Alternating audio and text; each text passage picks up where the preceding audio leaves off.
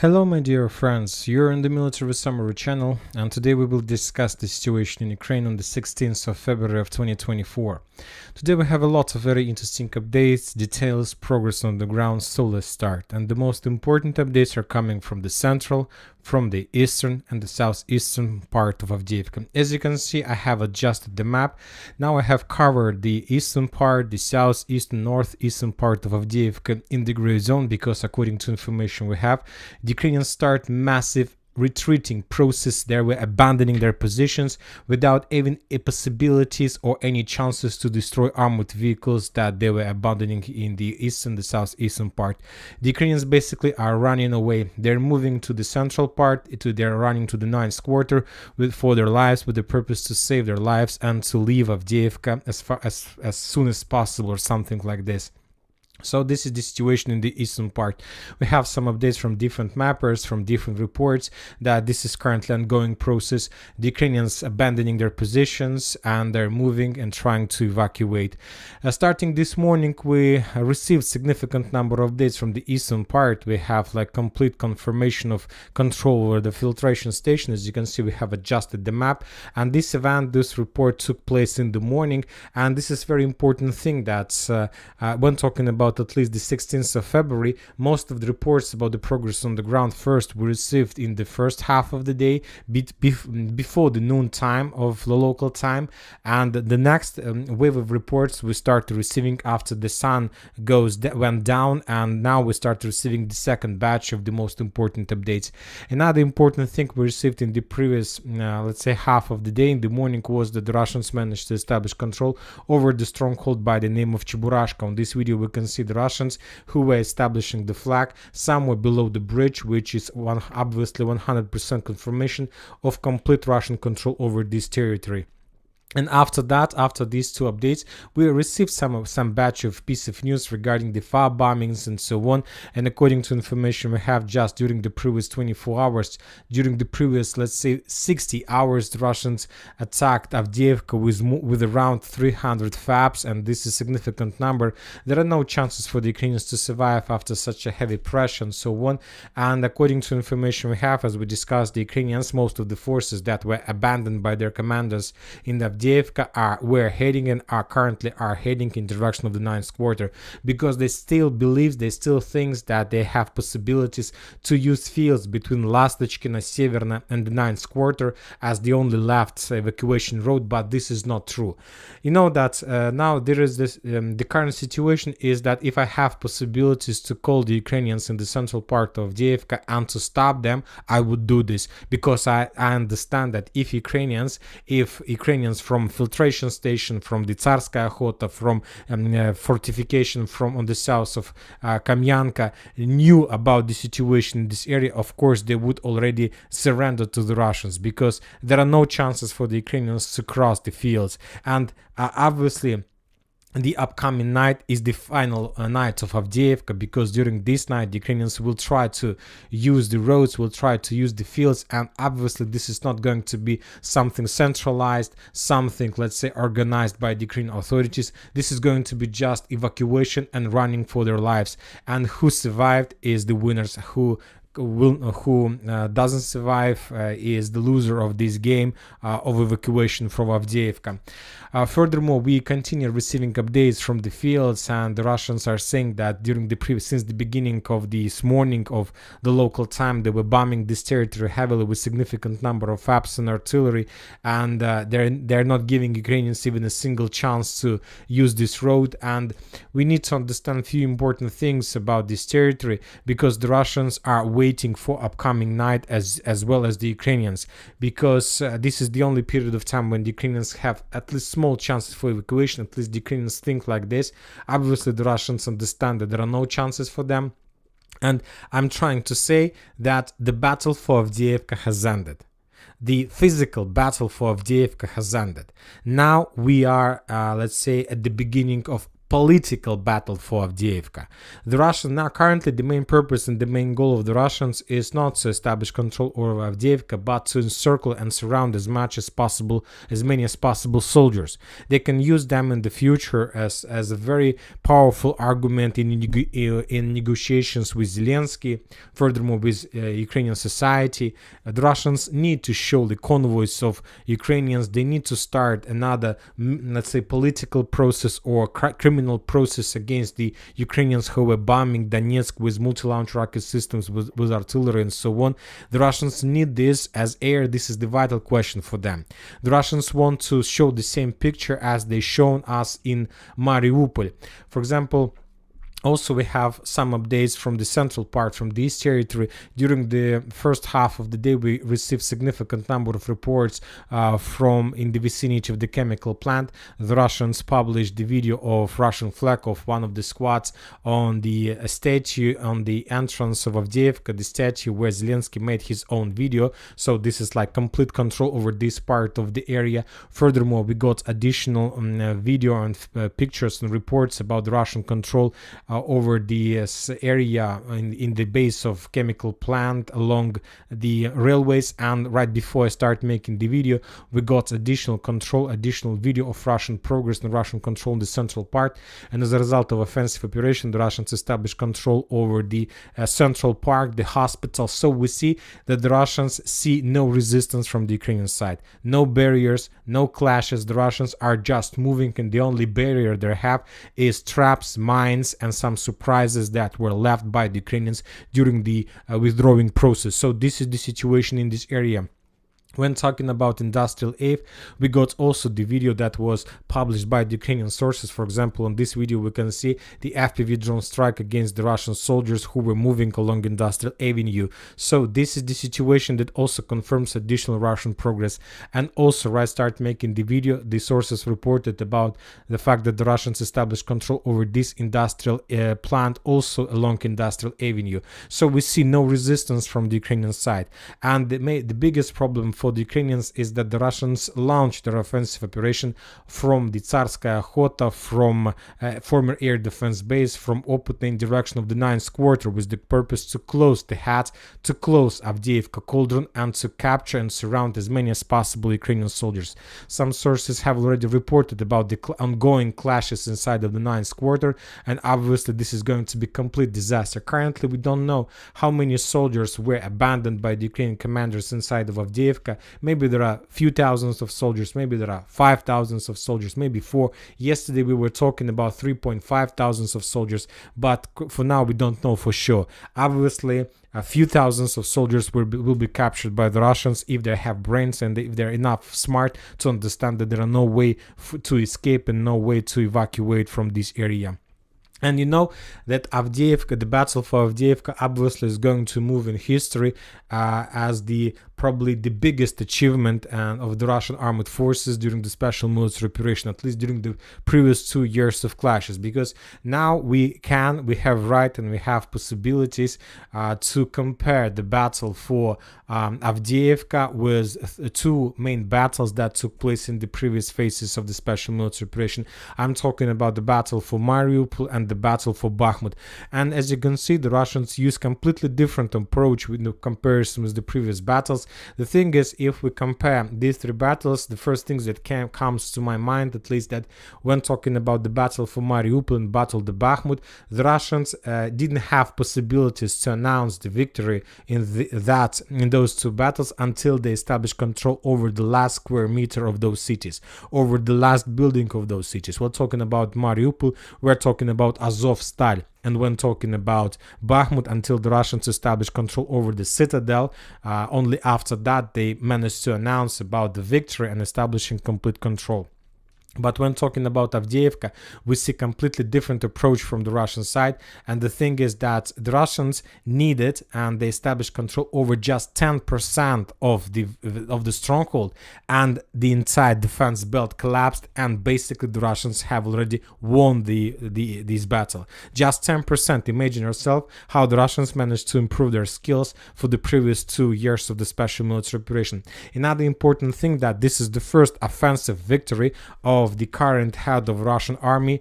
We are talking about the Gerasimov, the commander-in-chief. This is he. This is it. This is Valery Gerasimov, the chief of the general staff of the armed forces of the Russian Federation. This is his, let's say, second victory on his position. The first victory, we can say, the defense, let's say, when the Ukrainians were defeated during their greatest counteroffensive operation. That was his first victory.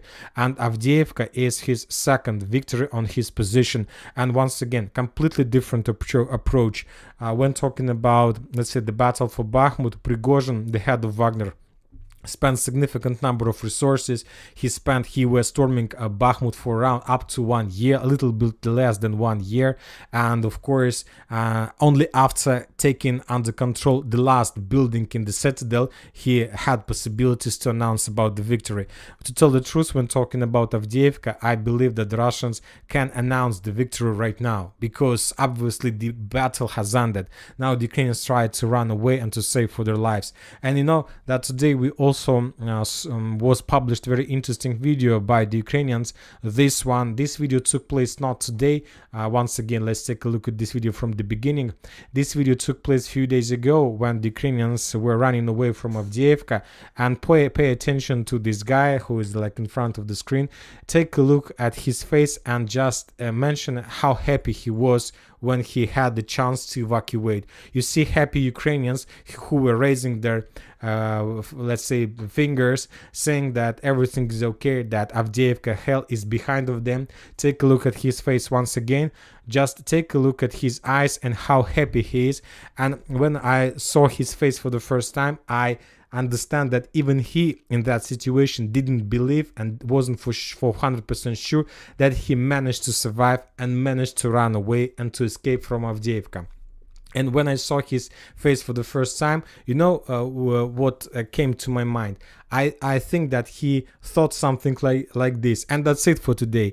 Military Summary Channel reminds you that we condemn any violence in Ukraine. Thank you for watching. Subscribe to my channel, put your likes, and bye-bye. So that was something that happened in his head when he was running away from Avdiivka. They are very happy. They managed to survive. And this is probably the last luckiest guy in Avdiivka who managed to do this, because the rest of Ukrainians who are currently stuck in 9th Court in the central part probably will not be able to evacuate and will never be so happy as this guy. So this is the situation in this area. Furthermore, additional Ukrainian sources reported about military riots in the forces, that the Ukrainian militaries are very upset with the current situation, that Ukrainians haven't prepared the evacuation, the abandoning positions. And furthermore, we got a very interesting video also somewhere from Avdiivka direction. For example, in this video we can see how the Ukrainians started preparing the trenches somewhere in front of Orlovka, Toninka, not very far from Avdiivka. They are very upset because they understand that nothing was prepared by the military authorities. There are no trenches, and we need to understand that Ukrainians who are leaving Avdiivka, they don't have positions to live. They have just fields, maybe cities and towns, and nobody can give us the answer where the Russians are going to stop, because once again Gerasimov, the head of Russian army, managed to conduct probably the most successful operation ever since the beginning of the special military operation, and I have real doubts whether the Russians lost 5,000 soldiers during that operation. Of course, there were, let's say, significant losses from the Russian side when they were storming from Krasnogorovka towards the railways. Maybe they lost, we saw those videos of clashes for Stepova. Maybe the Russians lost like lots of armored vehicles and soldiers, but when talking about the active phase of Avdiivka, I have some doubts whether the Russians lost even maybe less soldiers in comparison with the Ukrainians. And when talking about Ukrainians and those who got encircled, very likely the Russians even had less losses in comparison with the Ukrainians. Once again, just during the previous 24 hours, we got report about the capturing of the stronghold to the south, filtration station, Cheburashka, Central Park and the hospital, Industrial Avenue, and the area in the vicinity of Brivno fortification. So it's done. It's already done. The battle for Avdiivka has ended.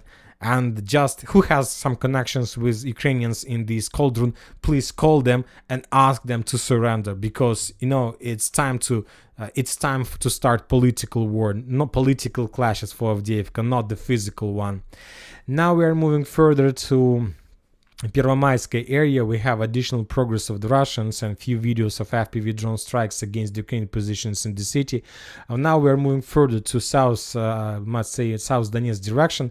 We have additional updates of how the Russians were bombing Pobeda with, let's say, artillery, which confirms something like another, let's say, a stage of preparation before further offensive operation. The Russians are about to launch the ground operation, and very likely the Ukrainians will not defend Pobeda. They will basically step back, and for many reasons, and one of the most important reason is that Ukrainians are tired. They can't continue war, they can't continue clashes. They are without any rotations for about 2 years.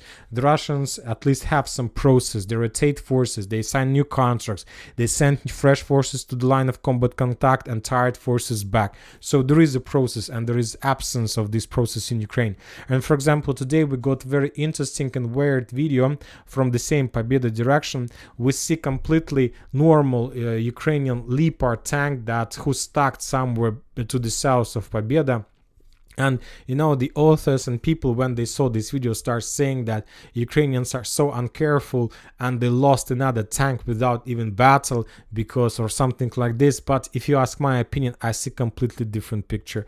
I see that this is Leopard is the primary target for the Russians, and Ukrainian tank drivers understand this. They know that if they got, let's say, Leopard they got in order to start counterattack the Russian positions along the 3 lines in front of Pobeda, and the Ukrainian tank drivers understand that probably the average life cycle, their life cycle in this upcoming battle would be probably maybe 5 minutes, and they would be destroyed. And the only smart thing that came to my mind is to enter this small hole in the surface in the ground and to tell their commanders that they lost the tank during this, let's say, very stupid accident or something like this. I see this picture. I see that Ukrainians are tired, and obviously we know that we discussed the situation yesterday about the 3rd Azov Brigade. You know that 3rd Azov Brigade, regarding the fact that this is neo-Nazi brigade and something like this, they were the first brigade, elite brigade, one of the most experienced and powerful brigade in Ukraine, who, since the beginning of the special military operation, rejected to follow the Ukrainian orders. And first of all, it's not just like the case about the situation with brigade, it's like a real example for the rest of Ukrainian soldiers all over the line of combat contact. And who knows, maybe these poor tank drivers of Leopard made the same. They just took a decision to follow Azov brigade and to reject the order, and basically to ruin the tank, to leave these positions and to start running away. Who knows? We can't tell for sure. And the same situation about Novomikhailivka. Today, right before I start making the video, the Russians published the video of clashes and the storming process inside of the village. The video wasn't geolocated, but very likely that the storm process was made, the video of storm process was made somewhere in the farms or in this industrial area, or maybe somewhere here. So probably before the next video in the morning update, we will talk about significant further Russian progress in Novomikhailivka direction as well. Furthermore, now let's move to Bakhmut-Artyomovsk direction, where the Russians also continue their offensive operation. We have adjusted the map a little bit in the vicinity of Popovo Forest, because today we got additional video of how the Russians were FPV droning the Ukrainians with drones, which confirms that the Ukrainians still have some presence and some control over at least the part of Popovo Forest. But the Russians, as you can see, according to the videos and the concentration of fire, attacked the Ukrainians. And now we see the same story as we used to see between, let's say, strongholds between Bogdanovka and Popovo Forest. The Russians were bombing that territory and attacking that territory with FPV drones, and after, let's say, 40 days of clashes and bombings, they managed to establish control. Now we see the same story. If we increase the numbers of days since the beginning of February, we're gonna see that the Russians moved their concentration of fire exactly to this territory. So obviously, as we talked in the past, it will take another 40 days, and after that the Russians will get closer to Chasov Yar. But due to the common situation in the line of combat contact, maybe the Russians would complete this mission much more faster. When talking about Sever's direction, we have the first video probably for the previous 3 weeks. After a very long operational pause, the Russians published new video of storming process of Ukrainian positions along the railways. We see the Russian personnel carrier arrived to the railways, then the infantry landed, and after that there was a very heavy clashes for the stronghold, and as a result of that clashes, the Russians established control. We will not watch the video till the end because there were a lot of losses through among the Ukrainians. So we will, before the next video, we will adjust the map and we will color this territory as the area under Russian control. This video gives us few things. First of all, the Russians renew their offensive operation along the railways, and obviously they will continue movements further to the north in direction of Avdiivka and Avdiivka. And the next, let's say, few weeks, we're going to receive more and more updates from this territory. When talking about Limon direction, we haven't received anything, just one Ukrainian geolocation. We haven't received any updates about the Russian progress, but very likely that now all over the world is completely focused on Avdiivka, so that's why we will not receive anything until the end of Avdiivka, and after that the Russians will continue publishing updates from Zhiribets River, from Kupiansk direction, and so on. The same story about Kupiansk, no updates.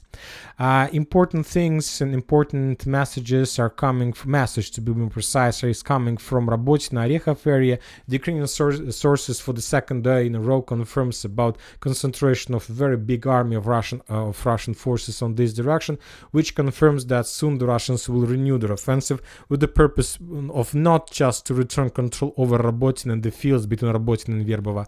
Obviously, the Russians have additional plans even about Orechov or maybe about Zaporozhye, because let's say the tactics and approach that the Russians shown us in Avdiivka give us like understanding that now the Russians don't need to capture, let's say, entire Kharkiv. They need to capture just 10%. They need to create a smart operation to establish control over 10%, and maybe then we're gonna see the same story as we see right now in Avdiivka. So the Russians are changed their tactic. They're very experienced. Probably this is the correct words when talking about the Russian military authorities or the Russian commanders. When talking about Kherson, we got just a few updates, and the most important is the claims of 35th Brigade about the very bad situation. The soldiers of 35th today reported about, let's say, that there are lots of suicide cases in their squad, no support, no supply, and that they can't continue fighting in, let's say, with this situation.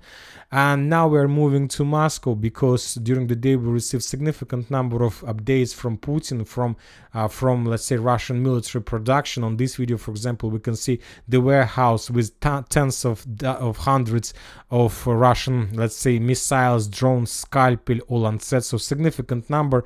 And as you can, Geraint drones, so it's like endless production without any, let's say, possibilities to compete with this production from not just from the Ukrainian side but from the Western countries. On this video we can see just yesterday we were talking that the Russians complete production of another batch of T-80 tanks, and now we see another batch of T-90 and Terminator armored vehicles machines, so no chances. And when talking about Ukraine, what we have there, we have Zelensky arrived in Germany to sign like additional agreements with Germany, as let's say security agreements, and they managed to sign this agreement. Germany will support and provide Ukraine assistance till the time Ukraine is able to return control over the southern and the eastern part of Ukraine, according to official position. But if you ask my opinion, I managed to calculate at least 3 reasons why the Ukrainians why Zelensky visited Germany. Of course, the first one is to sign security agreement, and he signed with Scholz that agreement. The second reason is that Germany and Western countries took a decision to keep Zelensky during this difficult period of time as close as possible to the Western countries, just in, let's say, measure of security reasons, because after the fall of Avdiivka, nobody knows how the entire situation could be finished. Maybe even military riot or even strikes or whatever, military coup, everything could happen after the fall of Avdiivka. And not just of Avdiivka, of Novomikhailivka, Avdiivka, Ivanovska, Chasiv Yar. So that's why it is much more better to keep him as close as possible to the Western countries. And the third, probably the main reason, according to my understanding, as we discussed, Zelensky is going to have real legal power just till the end of March, and after that he is no longer the real president of Ukraine. He will prolong the status of his president chair by himself by signing additional the extent of martial law. So that's why we can't count him as a president. So that's why the Western countries try to create the base. Now United Kingdom, Germany, and probably France, and then Poland, and probably United States of America will sign these security agreements with him when he has legal power to do this. They want to sign a contract, to sign the papers that Western countries can rely on and work on after Zelensky loses his legal power. So that's it. So they just want to have contracts right now until he has the power, because after 31st of March they will not be able to sign anything with him, because these papers might be considered as like just a paper and nothing more. And that's it for today. Military Summer channel reminds you to condemn any violence in the world. Thank you for watching. Subscribe to my channel, put your likes to my Patreon, and have a good day. Bye bye.